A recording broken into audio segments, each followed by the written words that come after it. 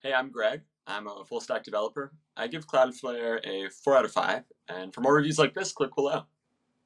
Yeah, so before using Cloudflare, we were using a variety of different platforms to sort of solve some of the issues that Cloudflare provides. So the first one was that we were trying to work on our, SSL, like security certificate management. And at the time, we were running a WordPress site. It was kind of a new venture, and it was what we were using, and it was fine. But GoDaddy was our provider, and the SSL certificates were just really expensive and sort of confusing to set up.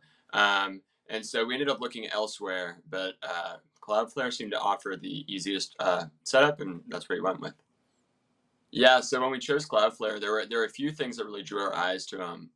One, on a smaller sense, we were really interested in, this was a platform that was sort of taking on some of the bigger companies out there, and but they were doing it in a smaller capacity. So what I mean by that is like you were getting some of the benefits that you get from a large platform like AWS or something like that, but you get some of the personal attention that you might not assume that you get unless you're a really high paying customer elsewhere. On top of that, even if you didn't necessarily get a representative, the sort of community around Cloudflare was pretty good.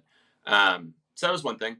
And then on top of that, they offered a lot of what we needed on top, and then then some, right? So I mentioned earlier that we were interested in some of their security offerings, but they also offered and sort of promoted this idea that we could improve the speed of our website. And that was, at the time we were relatively new to the area, the field in terms of like what we were working with, and that seemed like a great bonus, and it ended up working. So that's what drew us to them. So when we started using Cloudflare, it was actually like pretty simple. They had us, if I remember correctly, change a few of our name servers. So basically, we redirected our traffic through their servers instead, and had our like sort of the endpoint that we wanted consumers to get to match up with theirs. So what was great is it was really easy to use.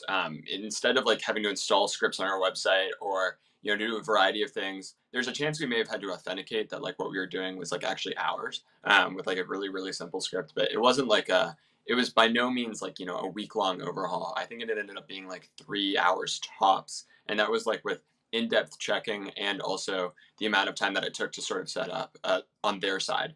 So it was a really good experience, really nice. Yeah, so if you're thinking about Cloudflare, I think as with a lot of these companies out there, the benefits you're going to get you'll see almost immediately, and their free offerings are pretty good. So I'd encourage you to try it out. Um, on top of that, though, I think when we installed Cloudflare and when I first kind of got involved with them, they were sort of new to the space, right? Like they were offering things that not many other people were, at least not at the price point and the level of accessibility that was they were providing. Now there are other companies that actually make things a bit easier. So I am still a fan of Cloudflare. I think they're a really good platform. But for my personal projects, for things that aren't going to be reaching as many people, for things that are just kind of done on the side, I think Netlify and Versal are two like really good options for deploying front end projects. They offer some of the same features as Cloudflare, but they do it somehow even just a little bit faster. And so something to consider. I think all are great. You can't really make a bad option, but those are some things that I keep in mind.